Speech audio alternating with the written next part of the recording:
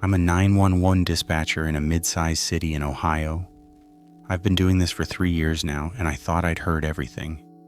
Domestic disputes, overdoses, car accidents, people having psychotic breaks. You name it, it's come through my headset. The job hardens you pretty quick. You learn to keep your voice steady, to follow protocol, to compartmentalize the screaming and crying and chaos so you can actually help people. But 3 nights ago, I got a call that I can't compartmentalize. I can't rationalize it. And I'm writing this because I don't know what else to do, and because I need someone to know what's happening to me in case things go the way I think they're going to go. The call came in at 11:47 p.m. on Thursday. I remember the exact time because I just finished a bag of pretzels and was checking the clock, counting down the hours until my shift ended at 6 a.m. It was a slow night. We'd had maybe 6 calls since I clocked in at 10 p.m., nothing major. A noise complaint, someone's grandma having chest pains, the usual. When the line connected, I gave my standard greeting. 911, what's your emergency? There was silence for a moment. Not dead air, but that specific quality of silence where you know someone's on the other end, breathing, thinking. I've learned to recognize it. Hello? I said. This is 911. Do you have an emergency? Yes. A woman's voice. Too calm. I need help. Okay, ma'am, can you tell me what's happening? There's someone in my house. My fingers were already moving across the keyboard, pulling up the location from the phone's GPS. Are you in a safe location right now? Can you tell me where you are in the house? I'm in the living room, she said. Her voice had this weird flatness to it, like she was reading from a script. Sitting on the couch. It's a gray couch, kind of worn on the left armrest. There's a coffee table in front of me with a water ring on it. You really should use coasters. My hands froze on the keyboard. I have a gray couch. The left armrest is worn because that's where I always sit. And there's a water ring on my coffee table from 2 nights ago when I forgot to use a coaster. Ma'am, I said, and I could hear the slight shake in my voice. Can you describe the intruder? Where are they in your house? I'm looking at your bookshelf right now, she continued like I hadn't spoken. You have a lot of true crime books. That's interesting. And that framed photo of you and your sister at the beach, that's nice. She looks happy in that picture. Does she know what you do for work? I pulled my headset off and looked around the dispatch center. There were 4 of us working that night. Marcus was at the far end, handling a call. Bethany and Joel were both staring at their screens, looking bored. Nobody was paying attention to me. I put the headset back on. My heart was hammering so hard I could feel it in my throat. Who is this? I asked. You're supposed to ask about my emergency, she said. There was something almost playful in her tone now. Isn't that what you're trained to do? Stay calm. Get the details. Send help. I looked at the GPS location on my screen. It showed an address about 3 miles from the dispatch center. Not my address. I pulled up the call log, double-checking. The number showed as restricted. I'm going to send officers to your location, I said, trying to keep my voice steady. Can you stay on the line with me? I'm not at that location, she said. You know I'm not. I know how this sounds. I know what you're thinking. Maybe it was a prank. Maybe someone at work told her what my living room looked like. Maybe it was a coincidence. That's what I kept telling myself as I went through the motions, dispatching a unit to the GPS location, logging the call, trying to breathe normally. But here's the thing. Nobody at work knows where I live. I've never invited anyone over. I don't talk about my personal life. After my ex and I split up 2 years ago, I moved to a new apartment specifically so I could have a clean start, and I've been paranoid about keeping my work and home life separate ever since. The woman stayed on the line for another 30 seconds, not saying anything, just breathing. Then she hung up.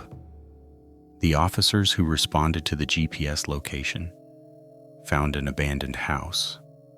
No signs of forced entry, no woman, nothing. I didn't tell anyone about what she said. I finished my shift, went home, and checked every lock on my doors and windows 3 times before I could even think about sleeping. That was 3 nights ago. Last night she called again. Let me back up a little and explain how this job works, because it matters. We work 12-hour shifts, rotating between days and nights. I'm on nights right now, 10 p.m. to 6 a.m., 4 days a week. The dispatch center is in the basement of the police station. No windows. Fluorescent lights that hum constantly. And the particular smell of burnt coffee and industrial cleaning solution that never quite goes away. There are 6 workstations, but we're usually understaffed, so there are only 3 or 4 of us on nights. The calls come through a system that routes them based on location and availability. We can't see the caller's number until the call connects, and even then, a lot of them show up as restricted or unknown, especially cell phones. I've been trying to figure out how she got my address, how she knew what my living room looked like. I've gone through every possibility. Could she have followed me home from work? Maybe, but I'm careful. I check my mirrors. I vary my route sometimes, and my apartment building has a security gate. You need a code to get into the parking garage. Could someone have given her my address? I checked with HR, made up some excuse about updating my emergency contacts. My address is in the system, but it's supposed to be confidential. Only supervisors and HR have access. Could she have looked me up online? I checked. My social media accounts are private, and I don't use my real name on any of them. I'm not in the phone book. My voter registration uses my P.O. box. I kept coming back to the same impossible conclusion. There was no normal way she could know these things. Friday night, my second shift after the first call, I was jumpy. Every time a call came through, my stomach dropped. Marcus noticed. "You okay?" he asked during our break around 2 a.m. We were in the break room, a windowless closet with a table, a microwave, and a refrigerator that made concerning noises. "Yeah, just tired," I said. "You look like you've seen a ghost." I almost laughed. Something like that. I didn't get any weird calls that night. Just the normal parade of human misery. A car accident on Route 40. A possible break-in that turned out to be a teenager sneaking back into his own house. A welfare check on an elderly man whose daughter hadn't heard from him in 3 days. We found him dead in his recliner, TV still on. Natural causes, probably. He'd been dead for at least 24 hours. That's the job. You compartmentalize. You go home. You try not to think about the dead man in the recliner, or the woman screaming about her husband hitting her, or the kid who called because his mom wouldn't wake up after taking her pills. Saturday, my day off. I barely left my apartment. I kept checking the locks, looking out the windows, jumping at every sound in the hallway. I felt insane. I considered calling in sick for my Sunday shift. But I needed the money, and what was I going to say? That I was scared of a phone call? Sunday night, I almost made it through the whole shift without incident. It was 4:23 a.m. I was tired. That special kind of bone-deep exhaustion you get at the end of a night shift when your body is screaming that you should be asleep. I'd had 2 cups of coffee and was considering a third. Bethany had gone home early. Some kind of family emergency, so it was just me and Marcus. The call came through. I answered automatically. 911, what's your emergency? Hi again. The same woman's voice, that same flat calm. My blood went cold. Ma'am, what's your emergency? You didn't check the closet in your bedroom, she said. When you got home Thursday morning after our first call, you checked the locks, you looked under the bed, but you didn't check the closet. Why is that? I couldn't speak. My mouth had gone completely dry. I'm curious about that, she continued. You were so thorough with everything else, but the closet, you just walked right past it. Do you not keep anything important in there? Or were you just too scared to look? Who are you? I managed to whisper. You have a red jacket in there, she said. On the right side, about 3 hangers in. You wore it last winter, but it's been hanging there untouched for months now. And there's a shoe box on the top shelf. Photos of your ex, I'm guessing. You should throw those away. He's not coming back. She was right. About all of it. There are cameras in my apartment, I said. It was the only explanation that made sense. You put cameras in my apartment. No cameras, she said. I don't need them. Then how? You should ask better questions, she said. Don't ask how, ask why. Why are you doing this? That's better. I could hear the smile in her voice. But I'm not ready to answer that yet. I need you to understand something first. Understand what? That there's nowhere you can go where I can't find you. No lock you can buy that will keep me out. No one you can call who will believe you. My hand was shaking so badly I could barely hold the headset. I'm going to find out who you are. You're going to what? She interrupted. Tell your supervisor? Tell the police? Show them the call logs? They'll see the GPS location, and it won't match your address. They'll see the restricted number. They'll think you're stressed, maybe having some kind of breakdown. This job does that to people, you know. The burnout rate is pretty high. She was right. I knew she was right. I could already imagine the conversation, the concerned looks, the suggestion that maybe I should take some time off, talk to someone. What do you want? I asked. I want you to know that I'm watching, she said. I want you to feel it every moment in your car, in your apartment, at work, especially at work. I want you to understand that you're not safe anywhere. But why? The line went dead. I sat there, staring at the screen, my whole body trembling. Marcus was on another call. Hadn't noticed anything. I pulled up the call log. Restricted number. GPS location showing a spot in the industrial district near the old steel mill. I knew without checking that if we sent a unit there, they'd find nothing. I logged the call as a non-emergency hang-up. My fingers could barely type. For the rest of the shift, I kept expecting her to call back.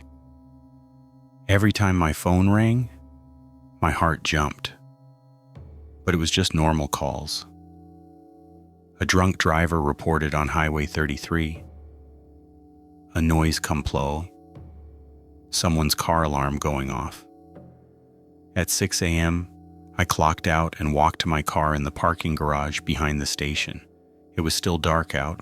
The garage was empty, except for a few other vehicles belonging to the night shift officers and dispatchers. I checked my back seat before I got in. I've done that ever since I was a teenager. After reading some horror story about a killer hiding back there. But that morning I checked 3 times. Then I locked the doors and just sat there for a minute, trying to calm down. My apartment is a 15-minute drive from the station.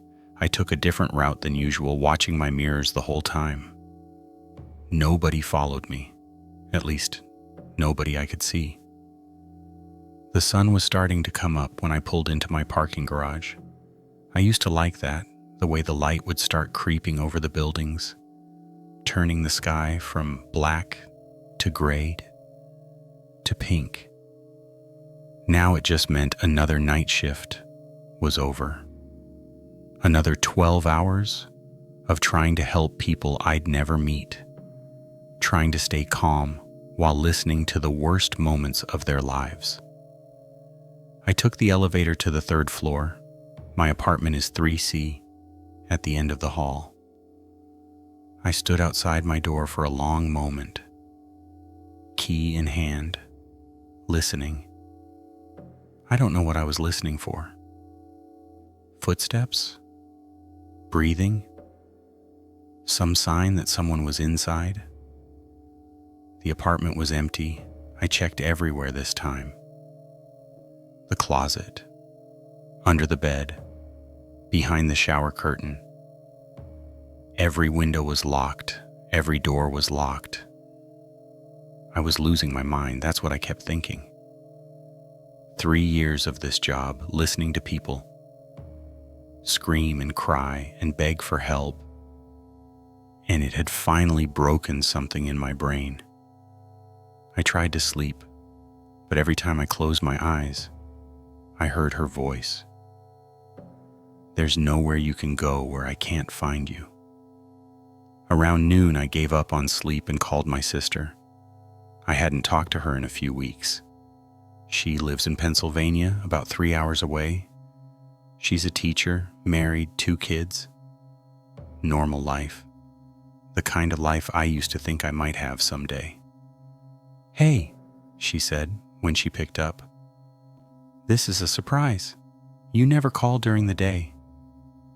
"I just got off work," I said. "You wanted to hear your voice." "You okay? You sound weird." "I'm fine, just tired." I almost told her, almost said, "There's a woman who calls me at work and describes my apartment, and I don't know how she knows these things, and I'm scared." But what would be the point? She'd worry. She'd probably drive down here, and then what? What was she going to do?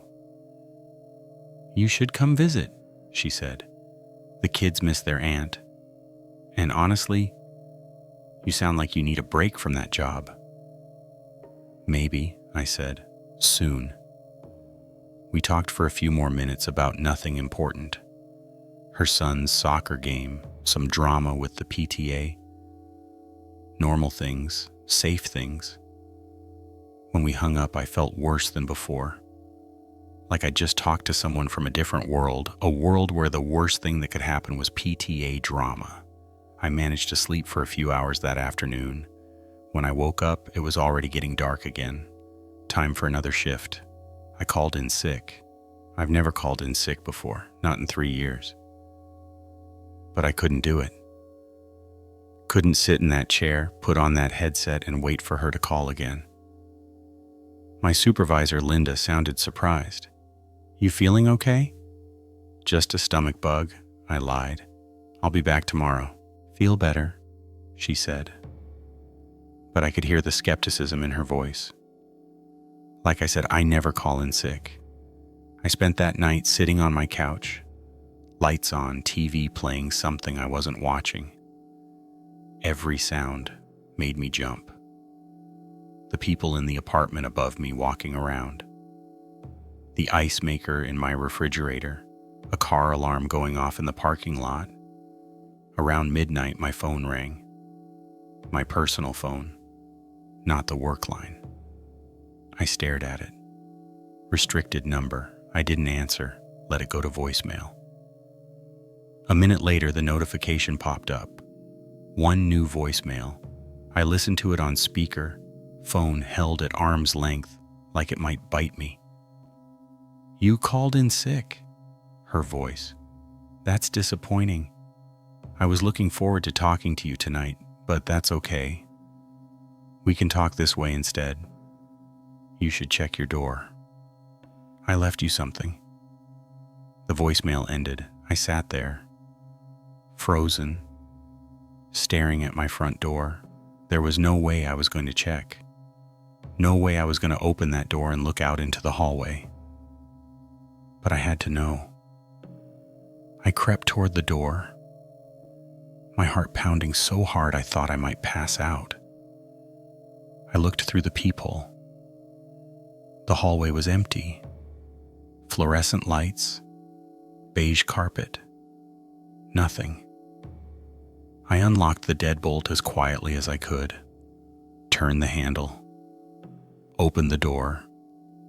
Just a crack. There was an envelope on the floor, right in front of my door. Plain white envelope, no writing on it. I grabbed it and slammed the door shut, locked everything, stumbled back to the couch. My hands were shaking so badly I could barely open it. Inside was a single photograph. It was me, sleeping in my bed. The photo was taken from inside my bedroom, from the doorway, looking down at me. I was on my side, facing the camera, eyes closed, completely unaware. The timestamp in the corner said it was from Saturday afternoon, when I'd finally managed to fall asleep after my Friday shift. She'd been in my apartment. While I was sleeping, she'd stood there and taken this photo, and I never knew. I threw up. Right there on my coffee table, all over that water ring she'd mentioned. I couldn't stop shaking, couldn't breathe, couldn't think. When I could move again, I grabbed my car keys and my phone and ran. Didn't pack a bag, didn't grab anything else, just ran. I drove to a hotel on the other side of town, paid cash for a room, gave them a fake name. I know that doesn't really work, that they need ID and a credit card, but I was panicking, and the clerk was some kid who didn't care, and I just needed to be somewhere else, anywhere else. The hotel room was generic. 2 double beds, a TV bolted to the dresser, industrial carpet, the smell of cleaning chemicals, and old cigarette smoke that had soaked into the walls years ago despite the non-smoking policy. I sat on the bed and tried to think rationally, tried to make a plan. Call the police. That was the obvious answer. Show them the photo, show them the call logs from work. Tell them everything. But I kept hearing her voice. No one you can call who will believe you. And I knew she was right. What proof did I have? A photo that could have been taken by anyone. Call logs that showed restricted numbers and wrong GPS locations. A story that sounded like paranoid delusions. I could already hear what they'd say. Has anyone threatened you directly? Has anyone tried to hurt you? Do you have any proof that someone actually broke into your apartment? No. And no. I'd filed a report anyway, of course, gone to the station the next morning, Monday, talked to a detective, showed him the photo. He was polite, professional. Has anything been stolen from your apartment? No. Any signs of forced entry? No. Any threats of violence? She said there was nowhere I could go where she couldn't find me. He wrote that down. She said this during the 911 calls? Yes. But she hasn't explicitly threatened to harm you? No, but we'll keep an eye out, he said. In the meantime, you might want to consider changing your locks, installing a security system, And if she calls again, try to keep her on the line longer. We might be able to trace it. I could see it in his eyes. He thought I was overreacting, maybe having some kind of breakdown. The stress of the job finally getting to me. I went back to work Monday night. What else was I going to do? Hide in a hotel room forever? I needed the money. Needed the routine. Needed to feel like I had some kind of control over my life. Marcus noticed I looked like hell. You still sick? Getting better, I said. The shift was quiet. Normal calls. Nothing from her. I started to relax a little. Maybe she'd gotten bored. Maybe it was over. Tuesday night, same thing. Normal shift, no weird calls. Wednesday night, I was actually starting to think I might be okay. That whatever this was, it had run its course. Then at 3:17 a.m., she called again. You went to the police, she said when I answered. No greeting, no preamble. Yes, I said. My voice was steady. I'd been practicing what I'd say if she called again. And I'm recording this call. Everything you say is being logged. I know, she said. That's fine. I want you to have a record. I want you to be able to prove that this is really happening, that you're not crazy. That threw me. What? You're wondering if you're losing your mind, she said. If the job has finally broken you. If maybe you're imagining all of this, I don't want you to wonder. I want you to know that this is real. Then tell me who you are, I said. Tell me what you want. I told you. I want you to understand that you're not safe. That there's nowhere you can hide. You tried the hotel. That was smart. But I knew you were there. Room 237. You stayed 2 nights, didn't sleep much. You kept the lights on, you checked the locks every hour. Room 237. She was right. How? I started. Don't ask how, she interrupted. You know I won't answer that. Ask something else. Ask something that matters. My mind was racing. Did I do something to you? Is this about revenge? No, she said. We've never met. You've never done anything to me. Then why me? Because you listen, she said. That's your job, isn't it? People call you when they're terrified, when they're in danger, when they need help. And you listen, you stay calm, you try to save them.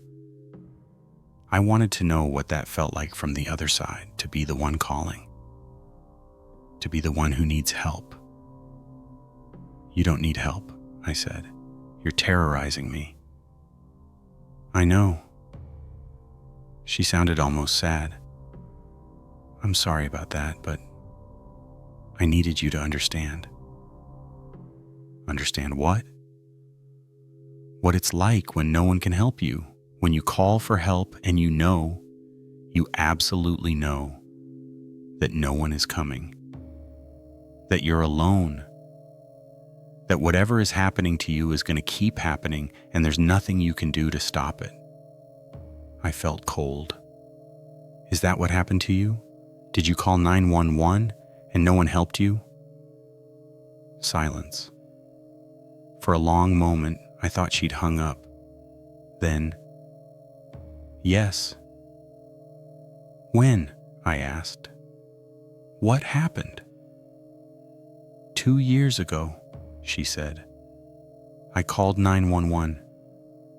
I told the dispatcher that my husband was going to kill me, that he'd been beating me for months, and that night I could see it in his eyes. He was going to kill me. I begged for help. I gave them my address. I stayed on the line like they told me to, and I waited. My stomach dropped. Did they send someone? They sent someone, she said. But my husband was a cop. Did you know that? He knew all the other cops. They were his friends, his brothers. So when they showed up, they talked to him, they laughed with him, they told him they had to take me in for a psych eval because I was clearly hysterical. And he said that was fine. That was probably for the best, that I'd been acting strange lately. Jesus, I whispered. They took me to the hospital, she continued. Kept me there for 72 hours. And when they let me out, he was waiting. He took me home. And he beat me so badly that I couldn't walk for a week. Told me if I ever called 911 again, he'd make sure I couldn't call anyone ever again. I'm so sorry, I said. And I meant it. But I wasn't your dispatcher. I know, she said. But you work in the same system. You're part of it. And I need you to feel what I felt. The helplessness, the terror, the knowledge that the people who are supposed to protect you won't, can't, that you're completely alone. What happened to your husband? I asked. He's dead, she said flatly. Car accident. 6 months after that night. Drove off a bridge in the rain. At least that's what the report said. I didn't ask if she'd had anything to do with it. I didn't want to know. So this is revenge, I said. Against the system, against dispatchers. No, she said. This is education. I'm teaching you. And when I'm done teaching you, you're going to teach others. I don't understand. You will, she said. Soon. The line went dead. I sat there, staring at my screen, my mind racing. I pulled up the call records from 2 years ago, searching for domestic violence calls where the victim's name might match. But there were hundreds. And without a name, without more details, I couldn't narrow it down. I tried to focus on the rest of my shift, but I couldn't. Every call made me think of her. Every person crying for help made me wonder if we'd really help them, if we could help them, or if we were just going through the motions, following protocols that didn't actually protect anyone. Thursday, my day off, I went back to my apartment. I'd had the locks changed, installed cameras, a security system, the works. It cost me a fortune, but I needed to feel safe in my own home. The cameras showed nothing unusual, no one entering or leaving except me. The motion sensors didn't go off. Everything was secure. I slept a little better that night. Not much, but a little. Friday night, back at work, I was dreading the shift, waiting for her to call. But she didn't. Normal calls all night, quiet even. Saturday, same thing. Sunday night, I started to think maybe it really was over. Maybe she'd said what she wanted to say, made her Poe. Maybe she'd move on to someone else or just disappear. Then Monday night happened. The call came in at 2:43 a.m. I knew it was her before I even answered. 911, what's your emergency? I said. Check your cameras, she said. The one in your bedroom, right now. My blood went cold. I pulled up the camera app on my phone with shaking hands. The bedroom camera showed my room, empty, exactly as I'd left it. I'm looking at it, I said. There's nothing there. Look closer, she said. At the closet. I zoomed in on the image. The closet door was open. Just a crack. I'd closed it before I left for work. I always close it. Someone's in your apartment, I said. You're in my apartment right now. No, she said. I'm not in your apartment. But you're going to want to go there. Right now. There's something you need to see. "I'm at work," I said. "I can't just leave." "Yes, you can," she said. "Tell them it's an emergency. Tell them you got a call about a break-in at your apartment. They'll understand. They'll let you go." "I'm not playing your game," I said. "It's not a game," she said. And for the first time, there was real emotion in her voice. Anger. "Go home, or you're going to regret it." The line went dead. I sat there, paralyzed, staring at the camera feed on my phone. The closet door was definitely open. And now I could see something else. Something on my bed that hadn't been there before. I told Linda I needed to leave, made up some excuse about a family emergency. She wasn't happy about it, but she let me go. The drive home was the longest 15 minutes of my life. I kept checking the camera feed. Whatever was on my bed, I couldn't make out what it was. Just a dark shape. I called the police from my car, told them I thought someone had broken into my apartment. They said they'd send someone. I waited in my car in the parking garage until the patrol car arrived. 2 officers, young guys I didn't recognize. I explained the situation, showed them the camera feed. They went up first, guns drawn, cleared the apartment. "All clear," one of them called down the hallway. I went inside. The closet door was open, and on my bed was a file folder. The officers looked at it, looked at me. "Is this what was taken? Files from work?" "Files? I don't know what that is," I said.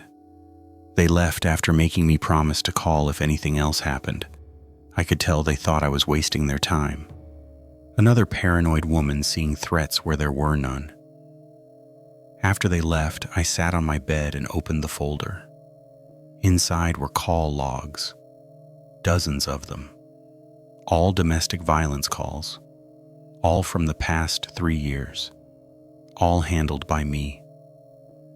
And attached to each one was a follow-up report. What happened after I dispatched help? How many of those calls resulted in arrests? How many resulted in the victim getting a restraining order? How many resulted in nothing at all? The numbers were devastating. Out of 47 domestic violence calls I'd handled, only 12 had resulted in arrests. 8 had resulted in restraining orders. The rest, nothing.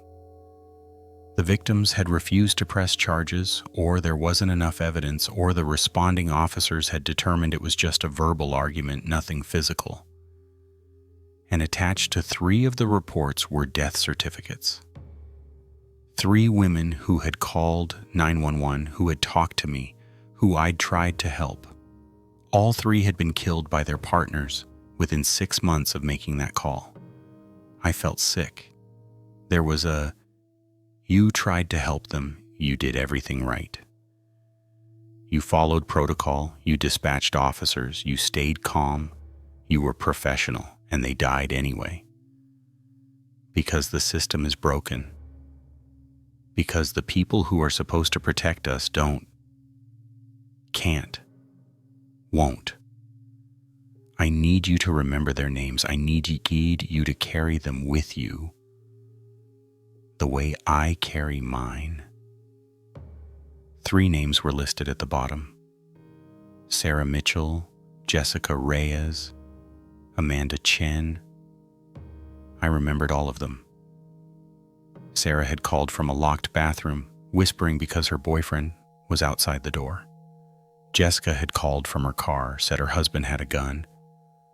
Amanda had called 3 times in 1 month, each time more desperate than the last. I'd done everything I was supposed to do, and they died anyway. I don't know how long I sat there, staring at those names. It was starting to get light outside when my phone rang. Her voice, "Now you understand."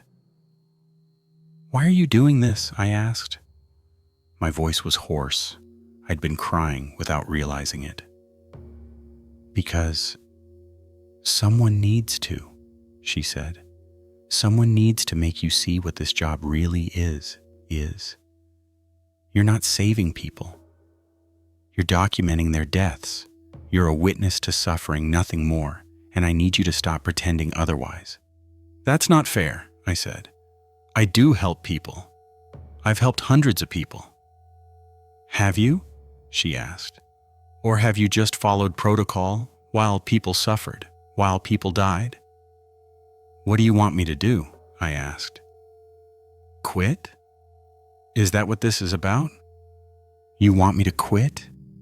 "No," she said. "I want you to change it. I want you to make noise. I want you to make them listen. Tell them about Sarah and Jessica and Amanda.